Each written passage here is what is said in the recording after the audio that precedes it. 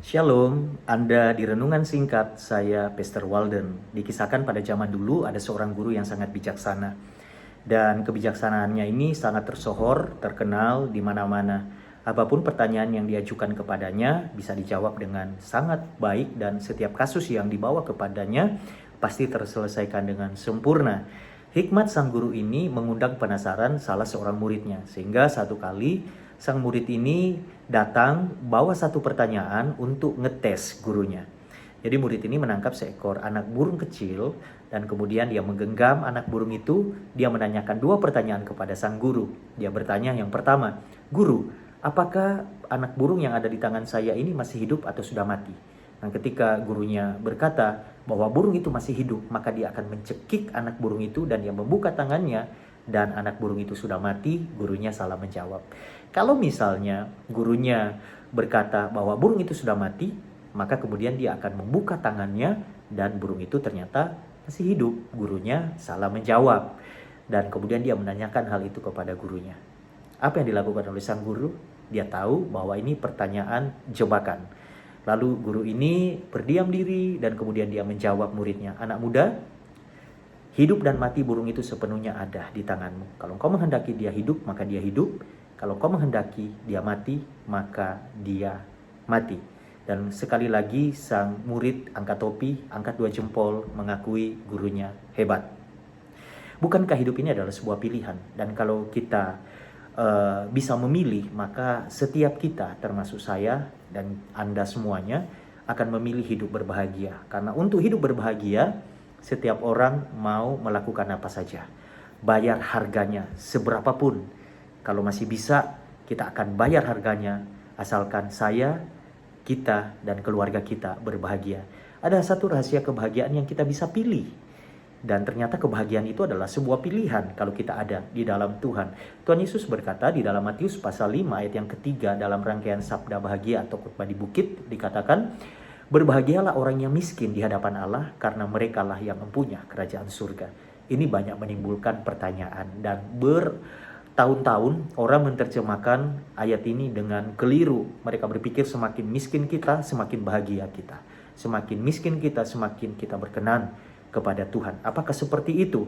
Wow, saya tidak menerjemahkan firman Tuhan setelah saya belajar seperti itu. Karena semakin miskin orang dalam penderitaannya, dia akan gampang sekali menyalahkan orang lain, gampang sekali mengutuki Tuhan, mengutuki dirinya sendiri di dalam kemiskinannya. Tidak mungkin orang bisa merasa fine-fine saja dan kemudian dia berbahagia. Apa maksudnya dari Matius 5 ayat 3, "Berbahagialah orang yang miskin di hadapan Allah, karena mereka lah yang mempunyai kerajaan surga."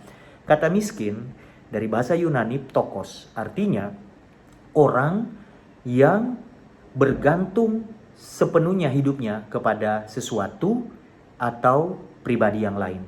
Orang yang bergantung hidupnya sepenuhnya kepada sesuatu atau orang lain.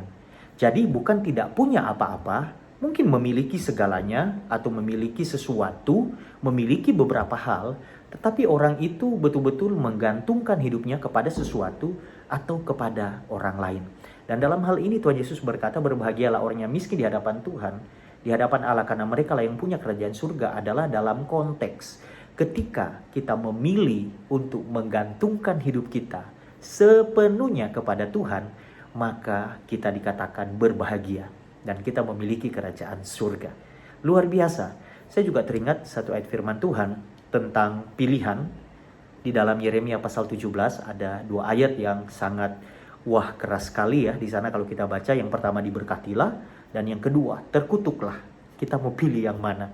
Saya percaya kita semua ingin hidup diberkati oleh Tuhan, ingin hidup berbahagia, dan itu menjadi pilihan kita.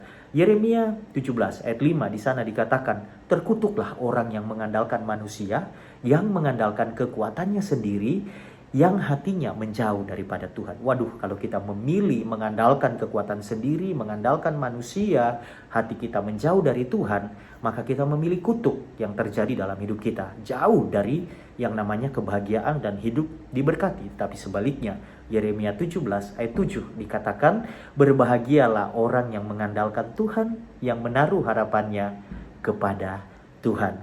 Sekarang pilihan ada di tangan kita. Kita mau pilih yang mana? Mau bahagia, Pilihlah mengandalkan Tuhan. Artinya bukan berarti kita tidak melakukan bagian kita.